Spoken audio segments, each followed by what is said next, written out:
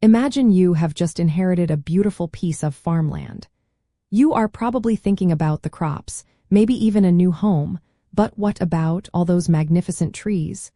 Do you automatically own them too, or are there hidden complexities to consider? Unlocking the full potential of your inherited land often means looking beyond the obvious. Inherited timber rights are primarily determined by the specific language found in the property deed, any associated will or trust documents, and, in the absence of clear instructions, by state inheritance laws. It is not always a given that the timber goes with the land, so understanding these foundational documents is crucial. The core reason for this lies in how property ownership can be legally divided. Historically, property rights could be separated into distinct estates. This means you might own the surface rights, allowing you to farm or build, while another party might own the mineral rights beneath the ground, and yet another could own the timber rights above. This separation, known as a severed interest, often originates from past sales, where a landowner sold off just the timber to a logging company or passed it down differently in an estate plan. When you inherit, you receive exactly the bundle of rights that the previous owner possessed, no more and no less.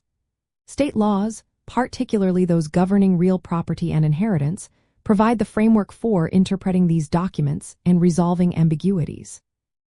To practically determine your specific inherited timber rights, start by gathering all relevant documents.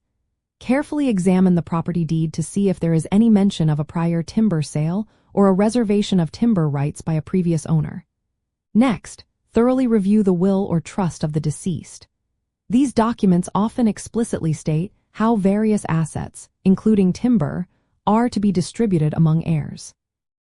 If these documents are unclear or contradictory, or if no will exists, it is essential to consult with a qualified real estate attorney who specializes in rural or timberland properties. They can interpret the legal language and provide guidance based on the specific laws of your state. A valuable insider step, once you confirm you own the timber rights, is to consider commissioning a professional timber cruise. This is not just a casual walk through the woods. A timber cruise is a detailed assessment conducted by a forestry consultant or a professional forester. They measure factors like tree species, volume, age, and quality, providing a comprehensive report on the standing timber's value, often referred to as its stumpage value. This professional valuation ensures you understand the true asset you have, helping you make informed decisions about managing or selling the timber. Understanding how your inherited timber rights are determined is more than just a legal exercise. It is about fully recognizing the value of your inheritance.